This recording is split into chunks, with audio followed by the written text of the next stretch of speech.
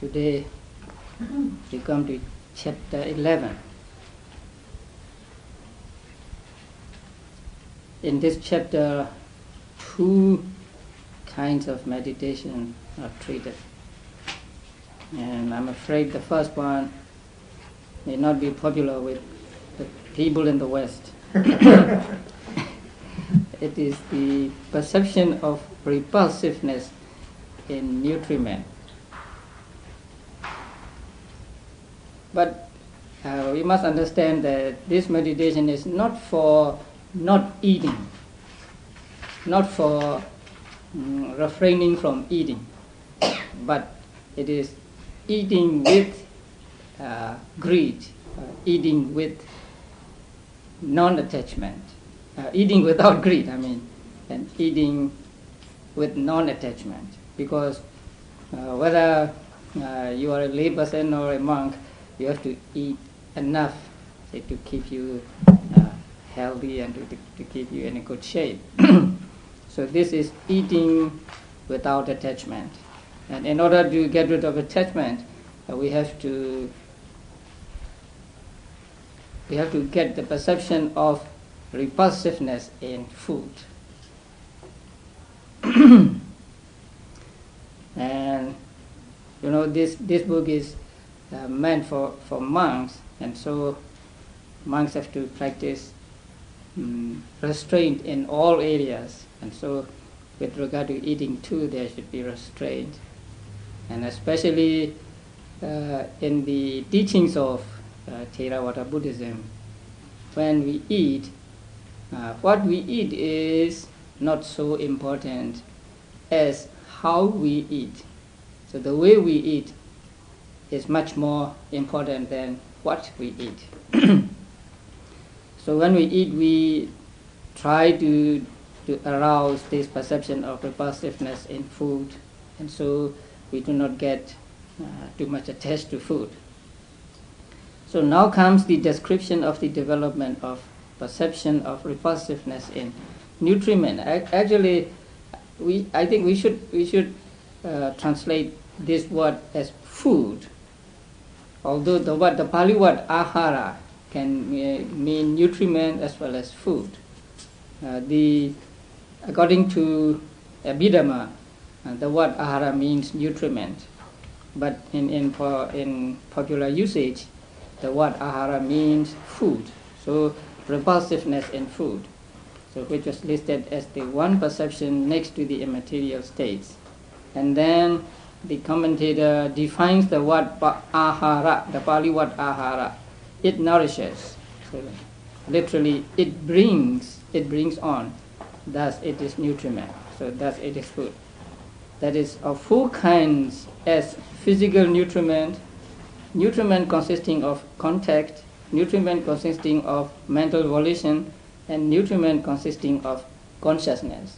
Now, these four things are called by the name of ahara in Pali, by the name of food or by the name of nutriment. The first one is physical nutriment. In fact, it is not a direct translation of the Pali word. The Pali word is kabalikara.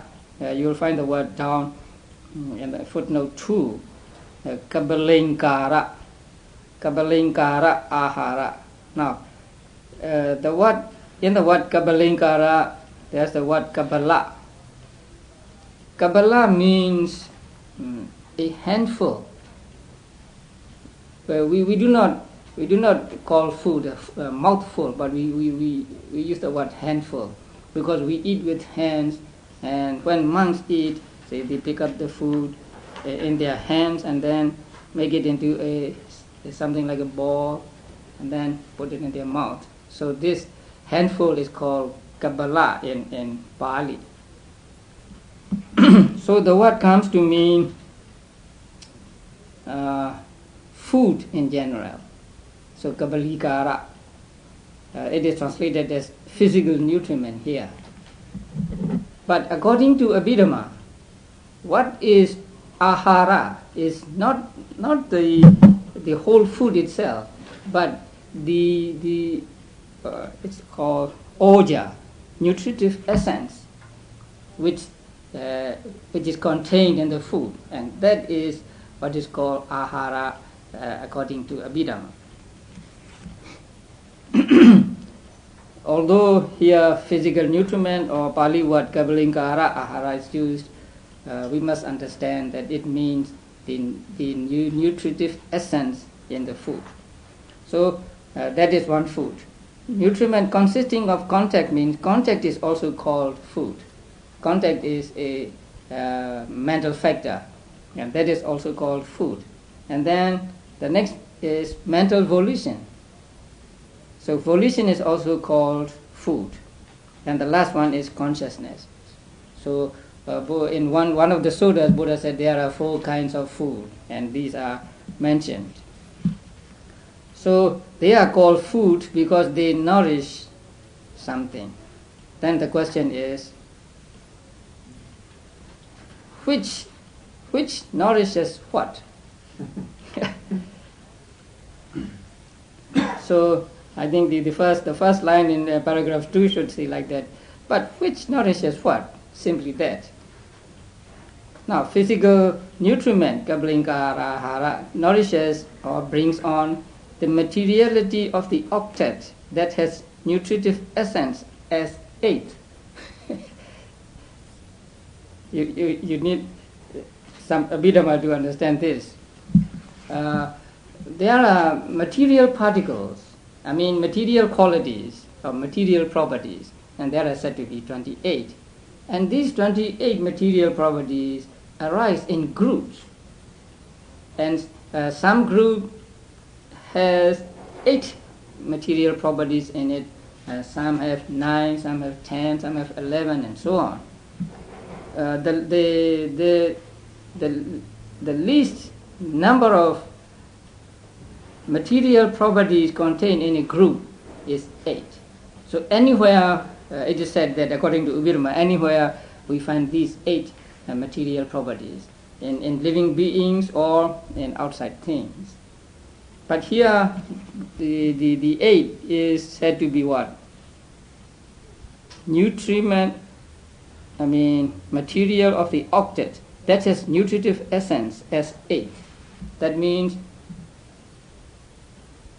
you remember the eight material qualities? The 4 primaries, and then color, smell, taste, and this one, this ahara or oja. So these are said to be found everywhere where there is matter or material properties. And these 8 are the result of or caused by karma, or sometimes caused by citta, consciousness, sometimes caused by temperature or climate, and sometimes by ahara, nutriment. Now here, that caused by nutriment is needed. So the Kabalinkara ahara brings on or nourishes the 8 material properties, which are caused by it or ahara. So that is why the nutritive essence is called ahara or physical nutriment in Pali language. The second one is contact, as nutriment nourishes the 3 kinds of feeling. When there is contact, there is feeling, right? And in the 12 link dependent origination, feeling is conditioned by what? Contact. So contact is said to nourish or said to bring the 3 kinds of feeling: pleasant feeling, unpleasant feeling, and neutral feeling. If there is no contact, there will be no feeling. So contact is said to be the condition of feeling. Mental volition as nutriment nourishes, brings on rebirth linking in the three kinds of becoming. Now, mental volition means chetana. Actually, mental volition means karma or sankhara in the dependent origination, the second link, karma formations. So mental volition is karma formation.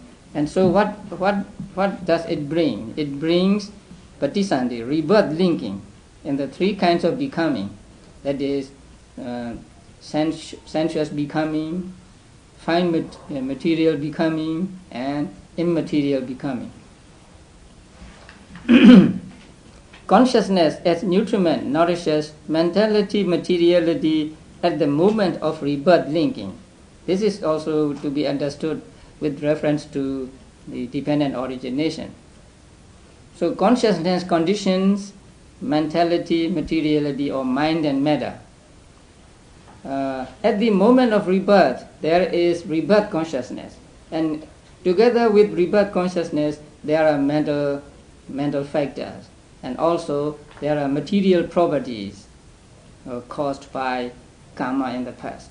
So what we call rebirth is the rebirth consciousness, its concomitants, and karma-born matter. So consciousness, or here actually rebirth consciousness, nourishes or is the condition for mind and matter. Mind and matter here means the mental factors and material properties. So they are that. So it is called ahara, in English, nutriment. Now, when there is physical nutriment, there is attachment, which brings peril. That means the danger in physical nutriment is attachment. So, because we are attached to food, so when we eat food, we get attachment. So the danger in physical nutriment is attachment. When there is nutriment as contact, there is approaching, coming together, and that brings perils, or that is the danger.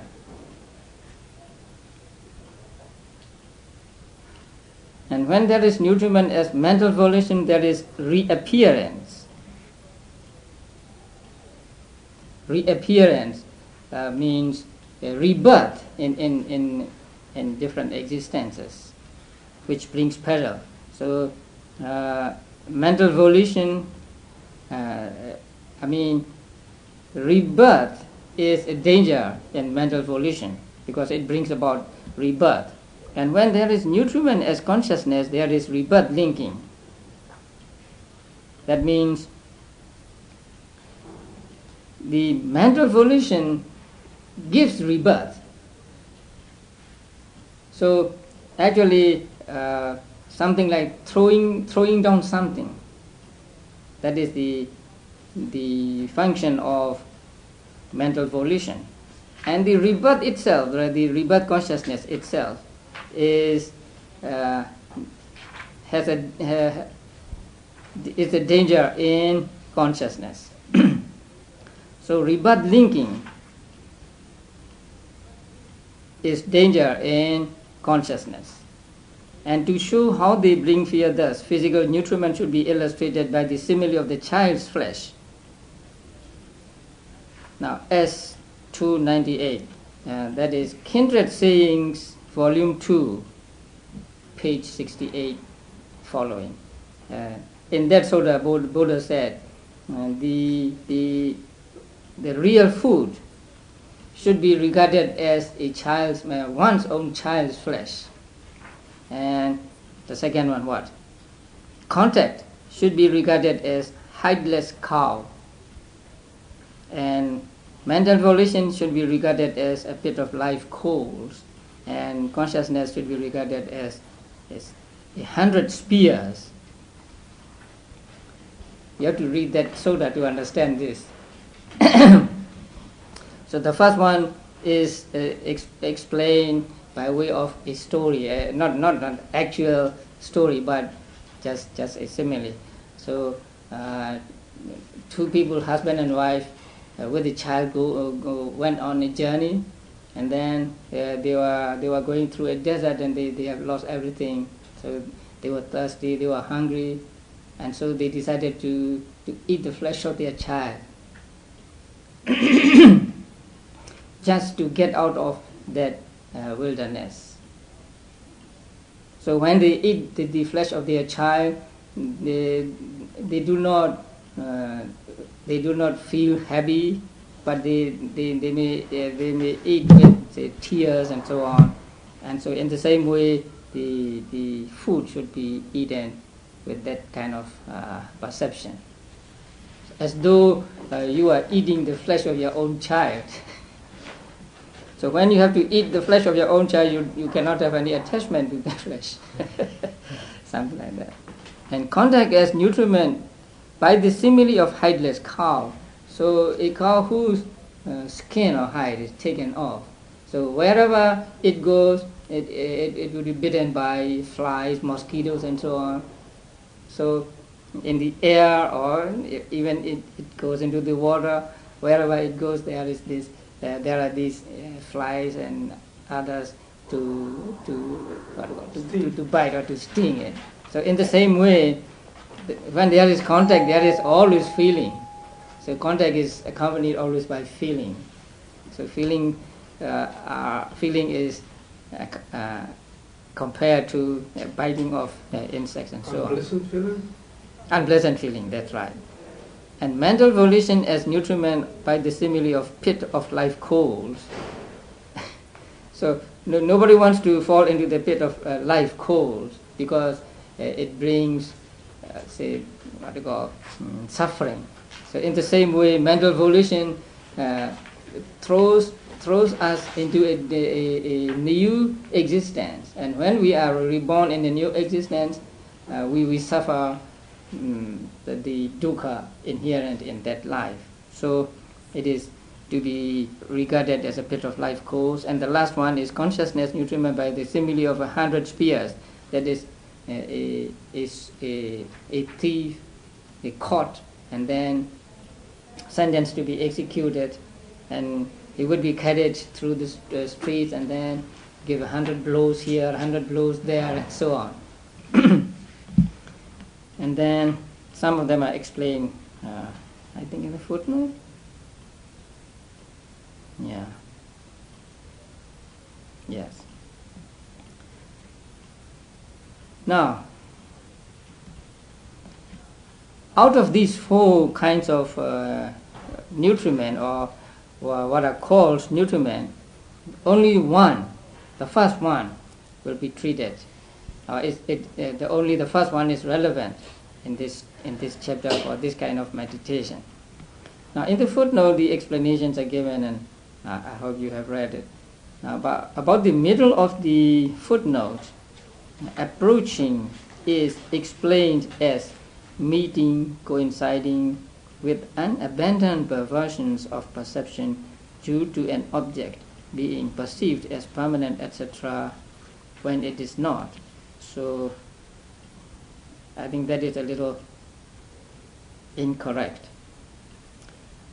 Now, what is meant is the approaching is meeting, coinciding, or coming into contact. Not with unabandoned perversions, but for those whose perversions are yet unabandoned. So he misunderstood the Pali compound word here. Pali compounds are very difficult to decide what they mean. The same word may mean two different things. So here what really is meant is for those whose perversions are yet unabandoned, meeting with an object. So when we meeting with an object, that meeting with an object is perilous, and it is not free from the three kinds of suffering. So when there is meeting with the object, there is contact and feeling.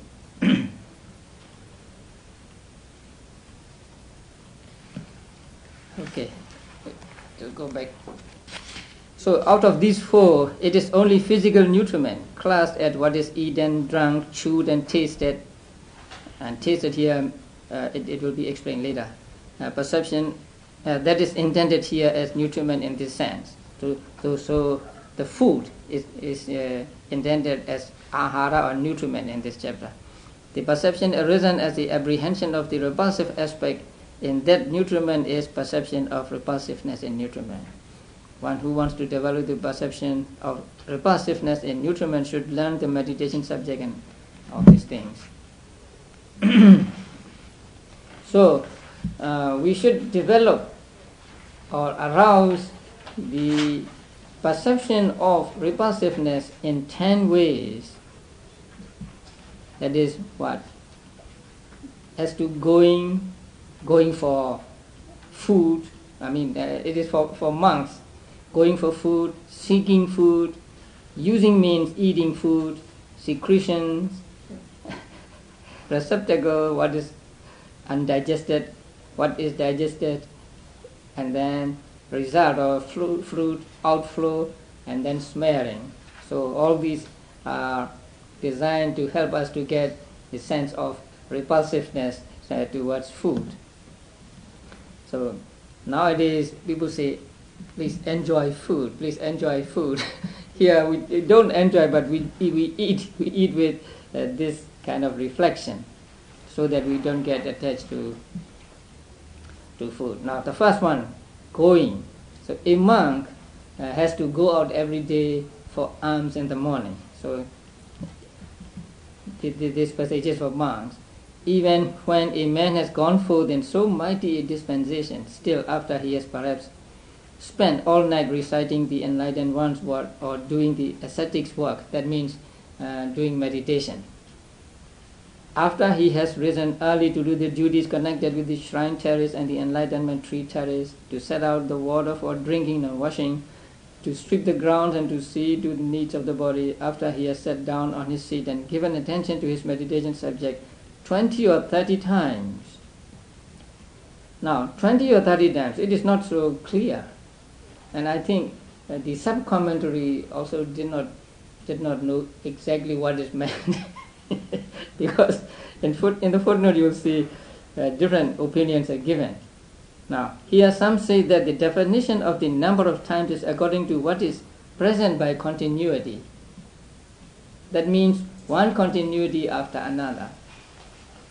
Now, when you enter a cell from light, first you cannot see clearly, because you came from light. So after some seconds or minutes, you can see. So that is called one continuity. And if you go out, the same thing will happen. So you go out from the dark into the light. You will not see clearly as soon as you go out. You have to adapt to the difference of light or illumination. So in this way, the times should be taken to mean this continuity, one continuity after another. That is opinion of some. But others say that it is by way of warming up the seat. So if you set for some time, then the seat becomes warm. The development that has not reached suppression of hindrances does not remove the bodily discomfort in the act of sitting because of the lack of pervading happiness. So before you get good concentration, you will still want to move, you want to change your position every now and then. So one heating up of the position is what is meant by time here. That is what the others say. And then what about 20 and 30? Now 20 and 30 is taken as the number already observed by the time of setting out on the alms round. In fact, it means taken as the number by the noted and by the formally noted time of setting out. Say, I will set out for alms at such a time. So that is decided beforehand. So the number means, say, by according to modern times, we will say I will go out at 6:30. So before 6:30, until 6:30, you will be practicing meditation, something like that. So this last one is the one that Buddhaghosa thinks is most likely? No, another will come. Alternatively, from going to up to smelling is one turn, one time. So that means there are 10 reflections to be made. So from the first reflection to the 10th reflection, you get one round, one turn, one time. So that means the monk contemplates on these by these 10 ways 20 times or 30 times before he gets up and go for alms. Actually, not clear which is meant, so we can take the last one.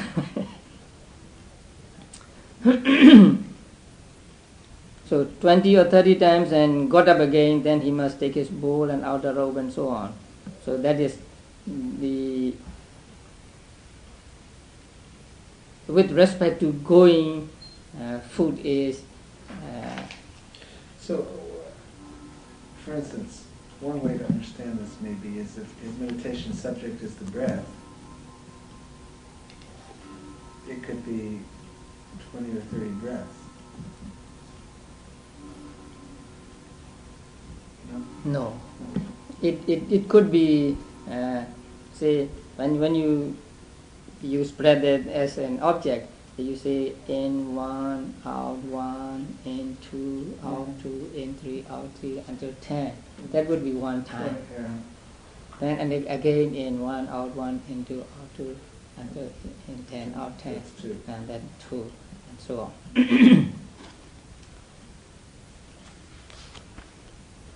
And in paragraph 7, line 3, what is geckos? Geckos are little animals, they sometimes eat cockroaches and insects. Oh. They're little lizards. Yeah, house lizard, right? Yeah. It's a small house lizards. We don't see many of them here in this country. Well, actually, at one house meeting here when we discussed how to take care of the cockroaches, somebody suggested that we have pet geckos. Oh. That's how I know what a gecko is. Yeah. So, and then on next page, paragraph 8, in due course, after standing in the debating lodge,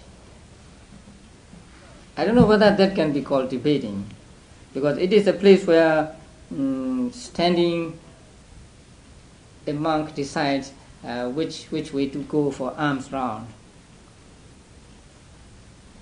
So in a lodge, for thinking in the way beginning, where must I go for alms today? So maybe there are 2 or 3 villages not far from the monastery. So he may go to one village on one day and to another village the other day. So he decides which way to go or which village to go, standing in that lodge, in that place. So that is translated as debating lodge. He may be debating internally which village to go. So he did all these things, and this is the repulsiveness of food with regard to going.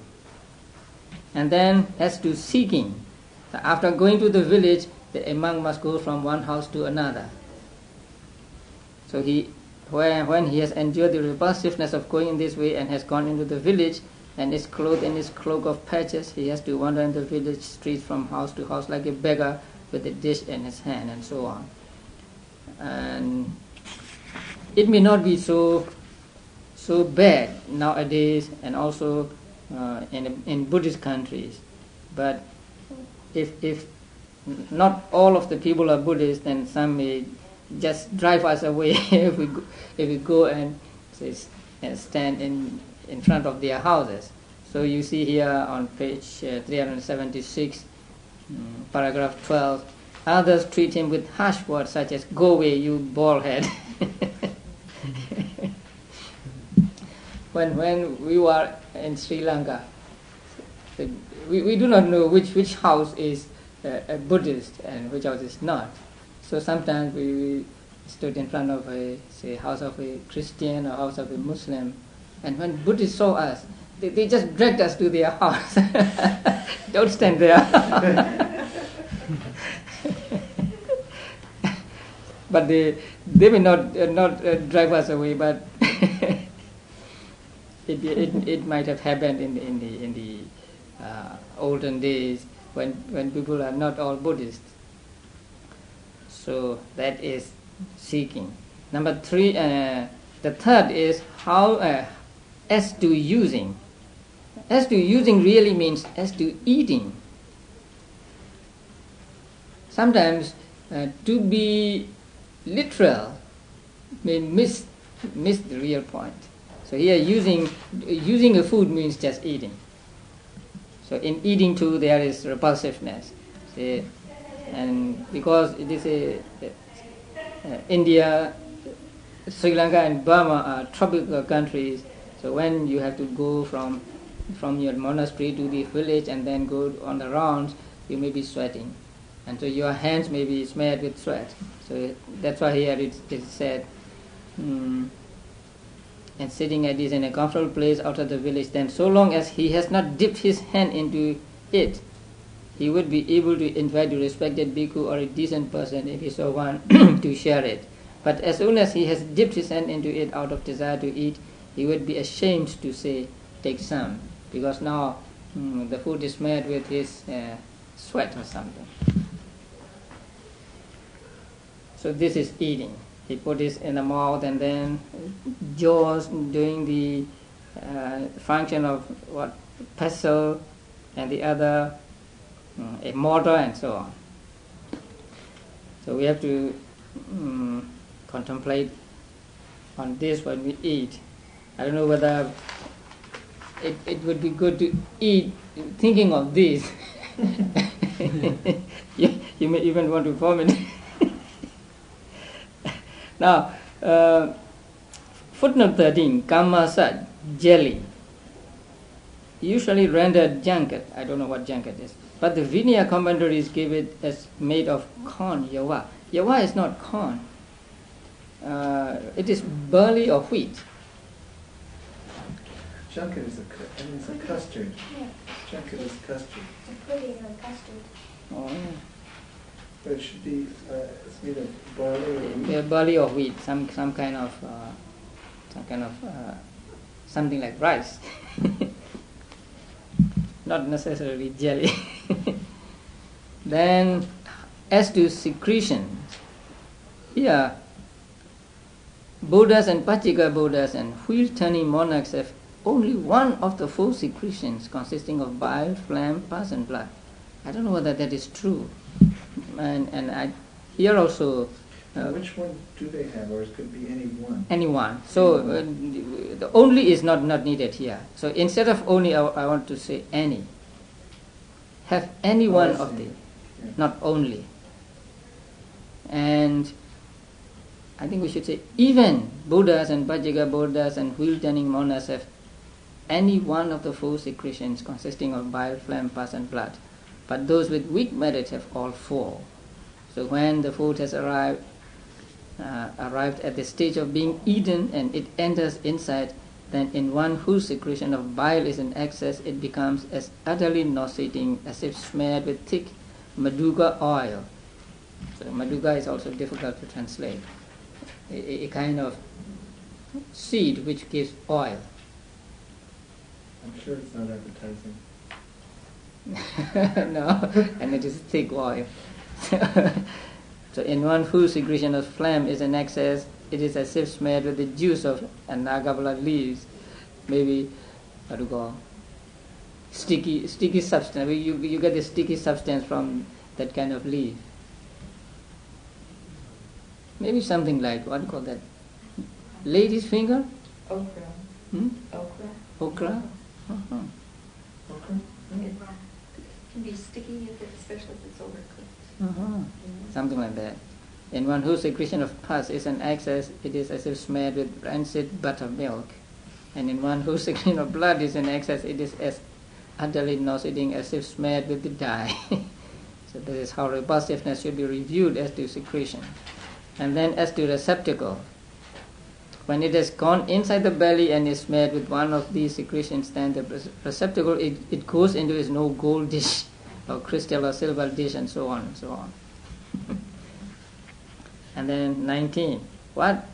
As to what is undigested, uncooked here means undigested.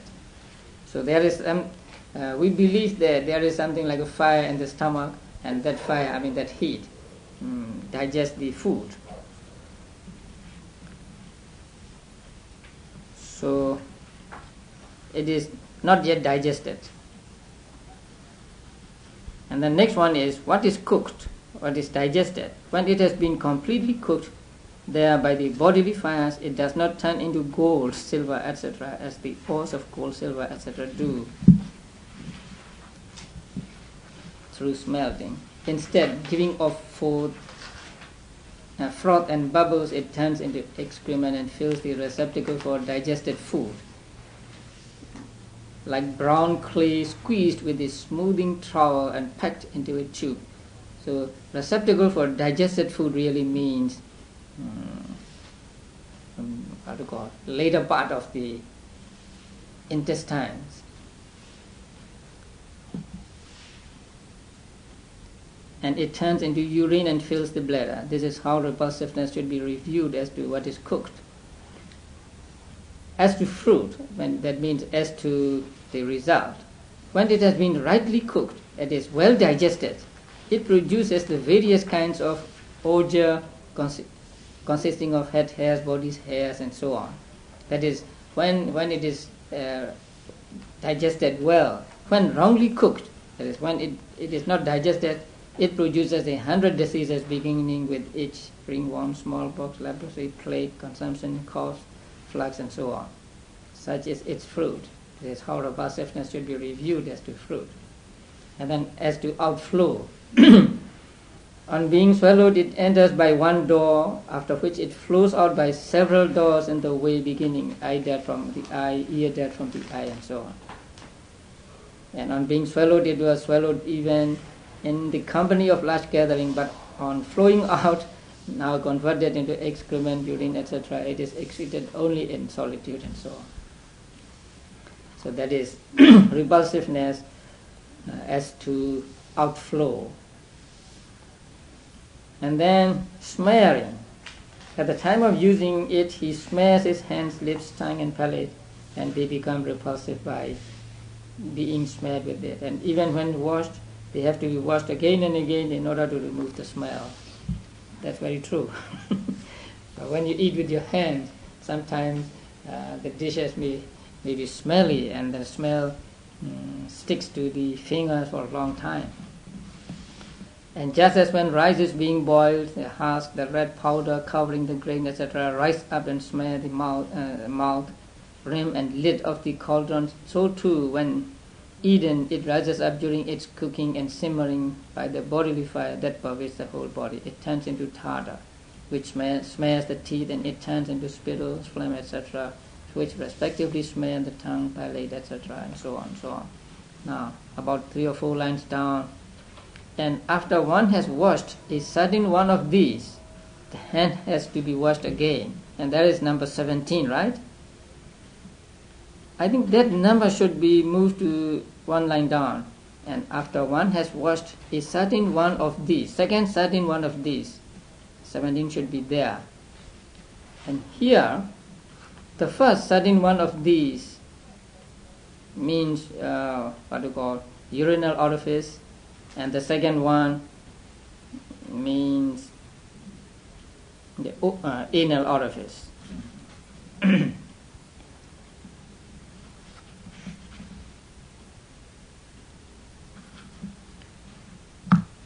So this is according to outflow smearing. So we have got 10 ways of 10 ways of developing the perception of repulsiveness. And he reviews repulsiveness in this way in 10 aspects and strikes at it with thought and applied thought. Physical nutriment becomes evident to him in its repulsive aspect. He cultivates that sign again and again. Now, that sign, in other meditations, how many signs do we have in other types of meditation? For example, Kasina meditation. You remember the signs? Yeah, 2 signs. What is the first sign? It is translated in this book as learning sign. That means grasp sign actually. And the other one is counterpart sign. In Pali, the first one is Uggahanimmita and the second one is Patibhaganimita. So there are 2 kinds of signs. For example, if you practice Kasina disc meditation, when you have memorized the disc and when you can see in your mind with your eyes closed, yet you can see the disc, then you are said to have got the first kind of sign, learning sign or grasp sign. And later on, you concentrate on that sign again and again, and so it becomes very refined. And at that time you are said to have got the second kind of sign. What sign? Counterpart sign. So counterpart sign is much more refined than the learning sign. So there are these 2 signs. But here there is no such sign. But the sign here simply means the object of meditation. The footnote also means its verse, but it is very difficult to understand in the footnote because it is a translation of the sub-commentary, and also it's not so understandable. So the sign here means just the object of meditation. The object of meditation is what here? The nutriment. Although we call it physical nutriment, actually it is what? It is the nutritive essence in the food. Now, nutritive essence in the food is Paramattha, ultimate reality. It is one of the 28 material properties. But the aspect of repulsiveness is concept. So through contemplating on the repulsiveness, you take the real thing as object. And that real thing is called Sabhava Dhamma, Dhamma that have individual essence. And Dhammas that have individual essence are by nature difficult to understand, by nature profound. Since in this meditation the object is profound, there can be no jhana. Samadhi reach only the access stage. So you cannot get jhana by practicing this kind of meditation, because the object is the object belong to the dhammas which have individual essence, or in other words, the object belongs to the paramattha, the ultimate reality. So it is difficult to see, it is profound. So the jhana cannot reach absorption in this kind of meditation. It will reach only to the access stage. So that is what is meant by the footnote 18.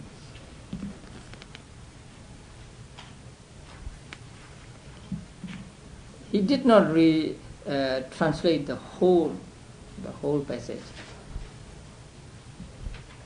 And here he gave his translation as the translation of the whole passage, but some lines are omitted here, so it doesn't seem really connected.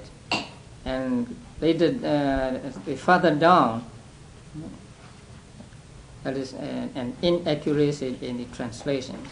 So the sub-commentary gives two reasons for the jhana cannot reach absorption in this kind of meditation. The first is, it is because the occurrence of development is contingent only upon dhammas with an individual essence. That is, because this meditation has to take the dhamma with individual essence as object, and that dhamma with an individual essence is by nature profound, by nature difficult to see. That is why the samadhi cannot reach to the jhana stage in this meditation. So there is only